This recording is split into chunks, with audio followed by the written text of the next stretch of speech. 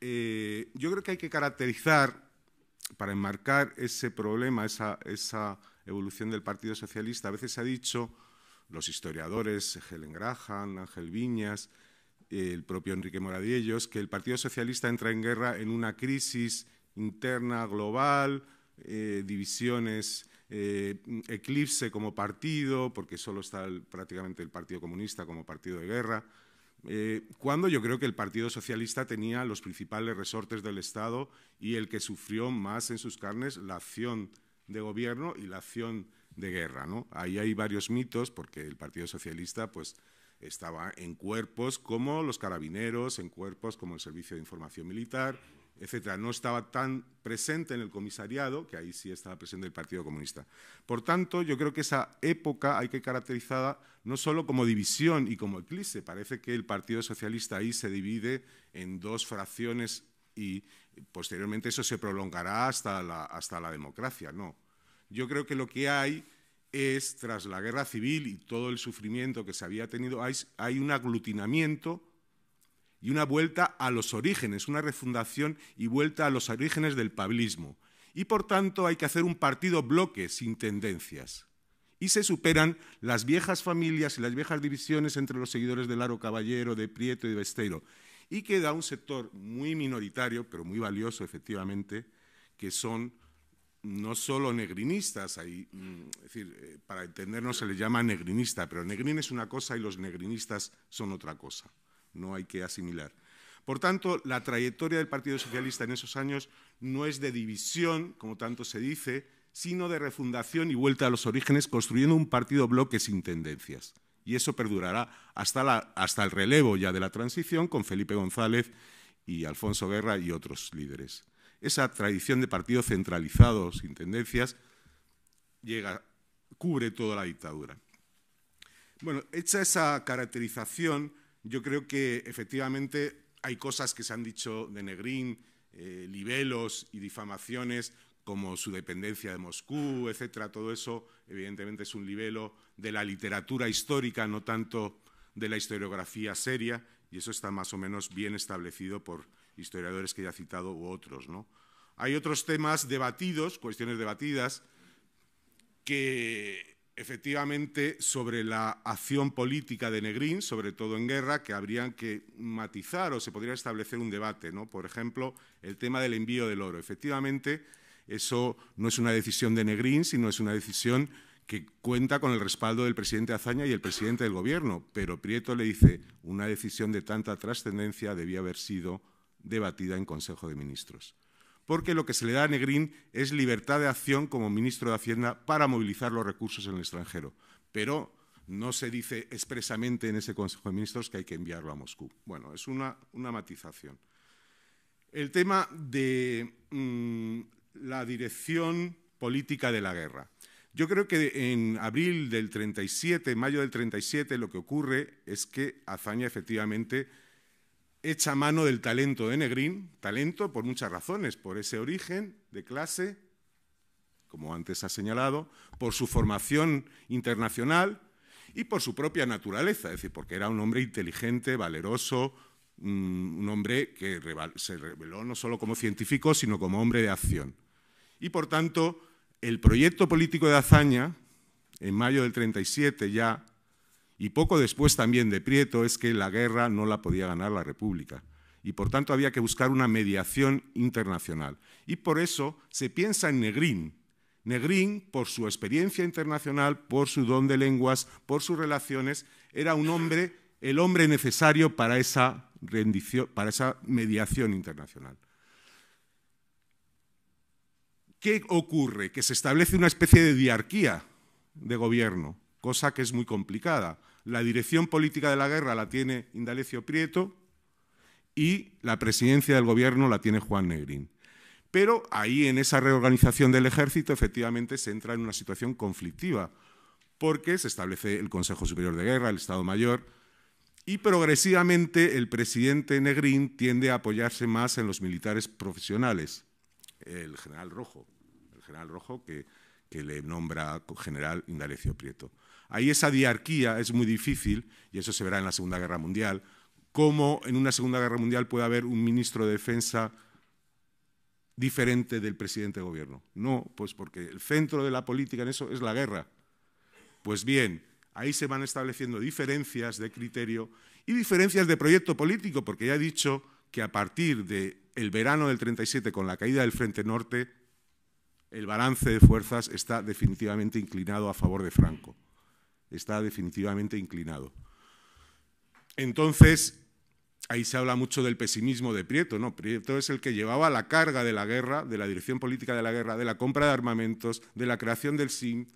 ¡Qué pesimismo! Era el que llevaba el peso de la guerra hasta abril del año 38, con derrotas sucesivas, que va a la caída del Frente Norte, va después esa maniobra defensiva en torno a Teruel para evitar una nueva ofensiva contra Madrid, pero que resulta un fracaso, como bien sabéis, porque aunque se habla de que es la única ofensiva, en un momento Prieto de optimismo, a pesar de su pesimismo, que yo, más que pesimismo, yo le diría que Prieto es un hombre realista, un hombre con enorme información política, con visión de futuro y realismo.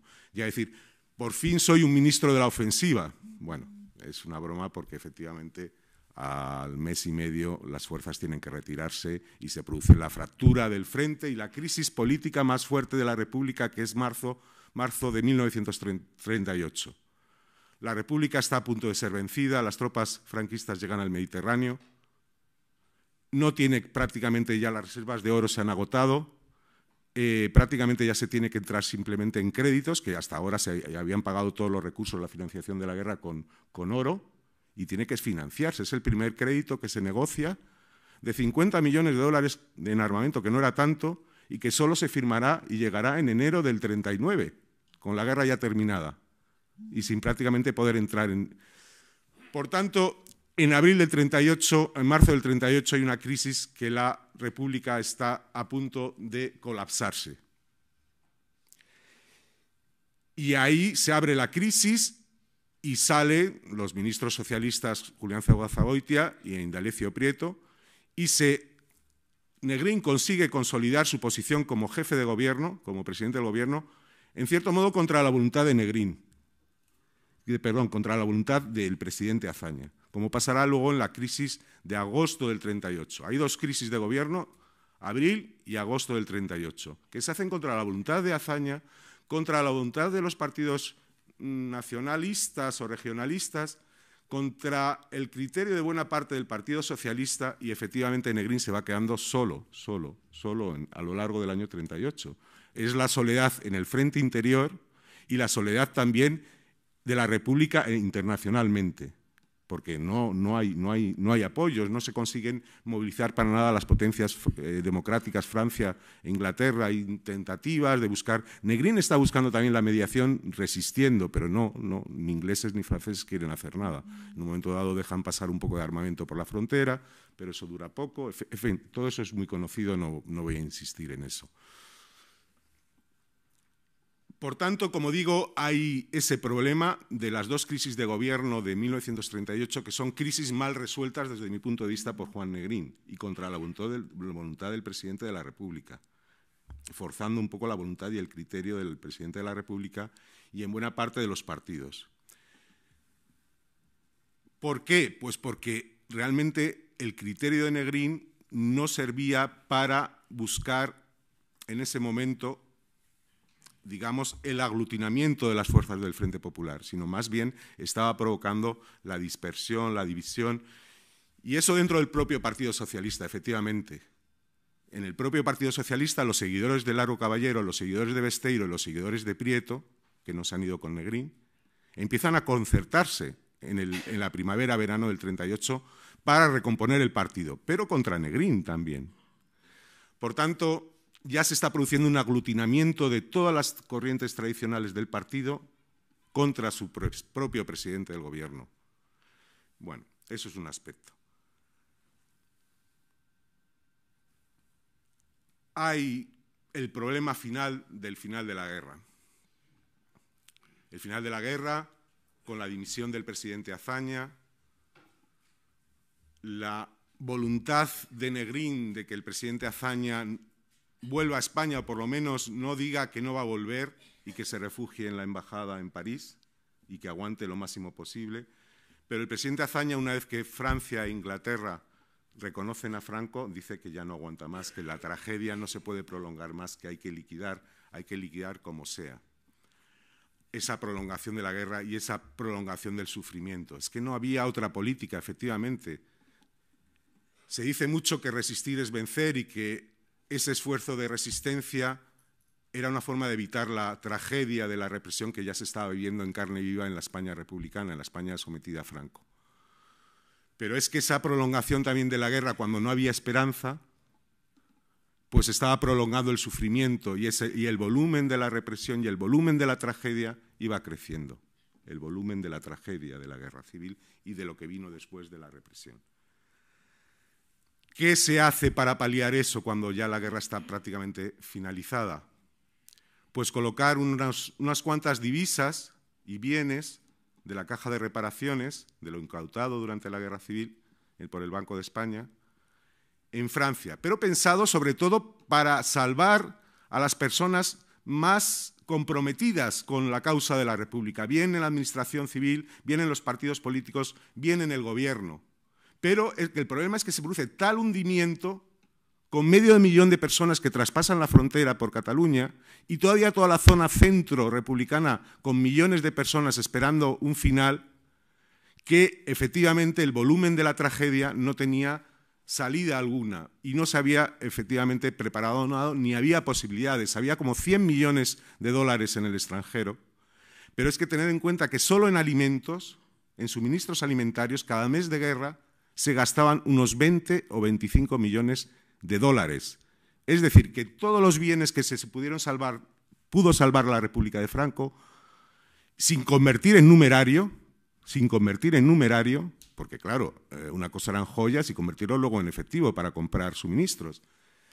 Permitía solo alimentar con lentejas y poco más 3 meses a la zona central republicana y nada prácticamente al 500.000 que había pasado la frontera francesa por los Pirineos. Era una situación extraordinariamente dramática porque las reservas que se habían hecho, como digo, estaban pensadas para 10.000, 20.000, 30.000 dirigentes republicanos y sus familias, no para 500.000 de españoles.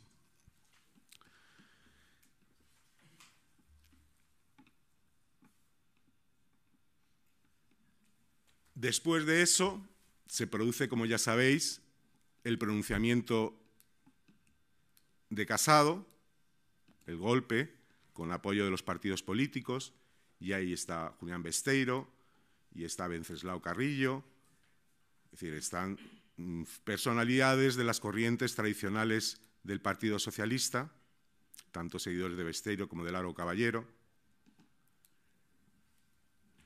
Y Negrín intenta negociar un traspaso formal de poderes,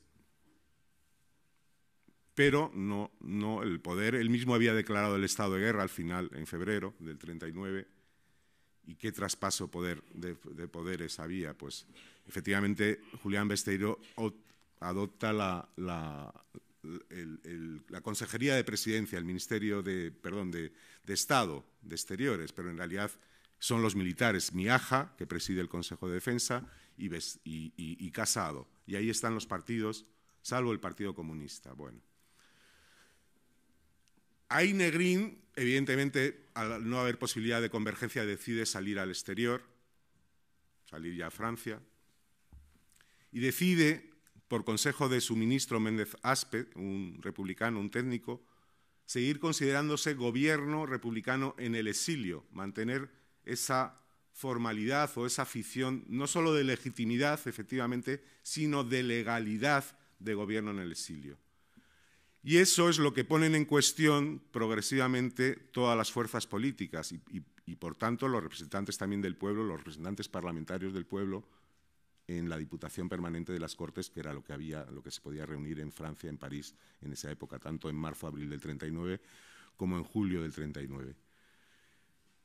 Y Negrín no acepta eso. No hay presidente de la República, no hay Consejo de Ministros como tal, pero él sigue diciendo que él es el legítimo presidente del gobierno de la República Española, aunque no haya presidente de la República, aunque los parlamentarios le hayan retirado en su mayoría el apoyo, aunque los partidos no la apoyen en buena parte, ahí sí hay una cierta división de los parlamentarios socialistas y de la dirección del Partido Socialista.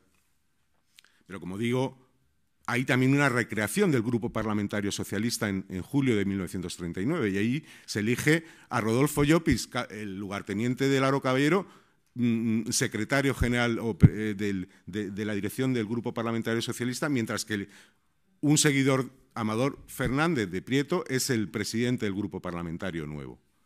Por tanto, hay un aglutinamiento, más que división, hay un aglutinamiento de los sectores tradicionales. Bueno, ahí prácticamente acaba la biografía desde mi punto de vista de Negrín, porque al estallar la Segunda Guerra Mundial prácticamente Negrín se ve confinado en Gran Bretaña y no puede hacer prácticamente nada porque está maniatado por el gobierno de coalición presidido por Winston Churchill.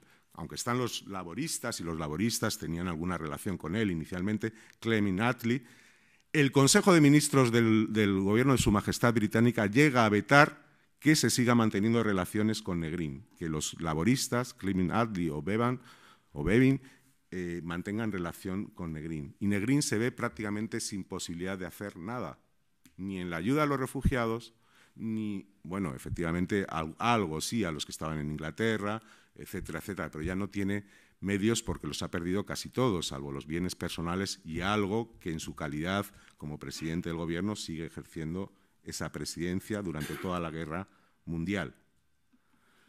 Solo retomará la acción política cuando la guerra está prácticamente finalizada, a finales del año 44, en ese deseo de ejercer en alguna medida esa voluntad de presidente del gobierno de la República, que él consideraba que sí seguía siendo. Y por tanto, cuando se reúnen el resto de las instituciones de la República, el Parlamento, en enero del 45, en agosto del 45, en noviembre del 45, ahí irá Negrín, sobre todo en el verano del 45, y ahí, no sé si llevo mucho o poco, 18, bueno, me voy a ajustar al tiempo. Y ahí, en el año 45,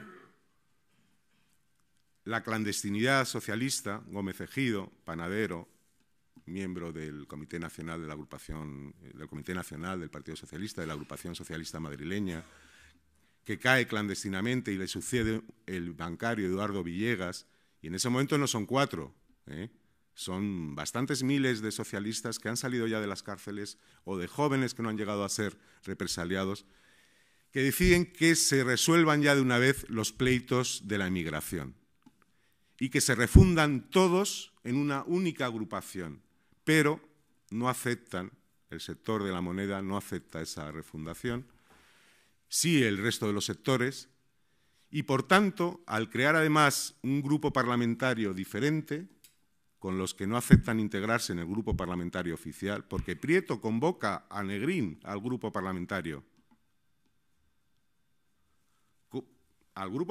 socialista, en el 45, da instrucciones, hay cartas. Negrín no acepta, en su calidad de presidente del gobierno, la disciplina del Partido Socialista, formando parte de otro grupo parlamentario, ni acepta a sus seguidores la disolución de sus agrupaciones, para refundirse en una única agrupación. Por lo tanto, en abril del 46, el Congreso del partido expulsará a esos dirigentes, pero no es ningún baldón.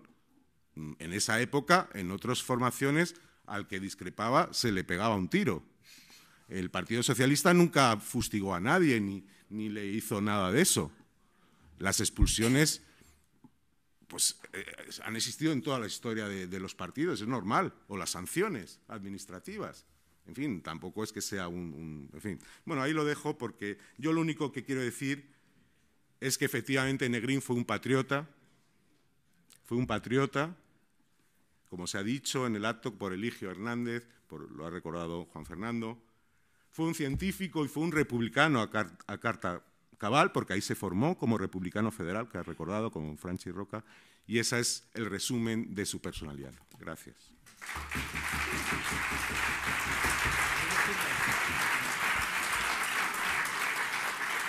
literatura histórica, no tanto de la historiografía seria, y eso está más o menos bien establecido por historiadores que ya he citado u otros, ¿no?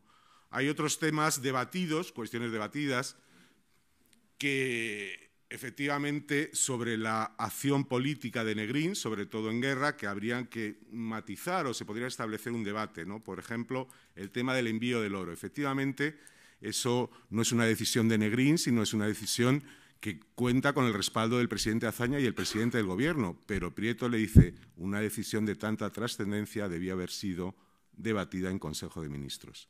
Porque lo que se le da a Negrín es libertad de acción como ministro de Hacienda para movilizar los recursos en el extranjero. Pero no se dice expresamente en ese Consejo de Ministros que hay que presente en el comisariado, que ahí sí estaba presente el Partido Comunista. Por tanto, yo creo que esa época hay que caracterizarla no solo como división y como eclipse. Parece que el Partido Socialista ahí se divide en dos fracciones y posteriormente eso se prolongará hasta la democracia. No.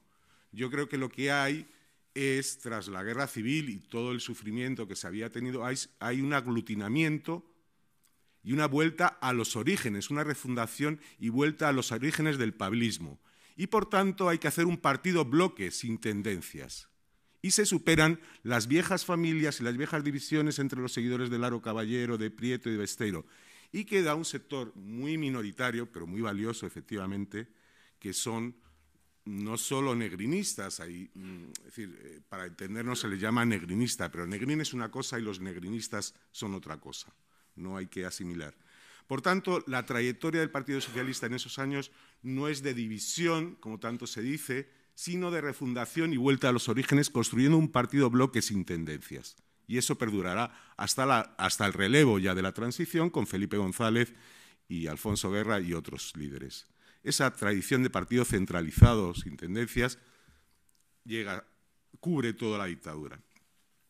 Bueno, hecha esa caracterización, yo creo que efectivamente hay cosas que se han dicho de Negrín, libelos y difamaciones, como su dependencia de Moscú, etcétera. Todo eso, evidentemente, es un libelo de la literatura. Yo creo que hay que caracterizar, para enmarcar ese problema, esa evolución del Partido Socialista, a veces se ha dicho, los historiadores, Helen Graham, Ángel Viñas, el propio Enrique Moradiellos, que el Partido Socialista entra en guerra en una crisis interna global, divisiones, eclipse como partido, porque solo está prácticamente el Partido Comunista como partido de guerra, cuando yo creo que el Partido Socialista tenía los principales resortes del Estado y el que sufrió más en sus carnes la acción de gobierno y la acción de guerra, ¿no? Ahí hay varios mitos, porque el Partido Socialista pues, estaba en cuerpos como los carabineros, en cuerpos como el Servicio de Información Militar, etcétera. No estaba tan presente enviarlo a Moscú. Bueno, es una matización. El tema de la dirección política de la guerra. Yo creo que en abril del 37, mayo del 37, lo que ocurre es que Azaña efectivamente echa mano del talento de Negrín, talento por muchas razones, por ese origen de clase, como antes ha señalado, por su formación internacional y por su propia naturaleza, es decir, porque era un hombre inteligente, valeroso, un hombre que se reveló no solo como científico, sino como hombre de acción. Y, por tanto, el proyecto político de Azaña, en mayo del 37 ya, y poco después también de Prieto, es que la guerra no la podía ganar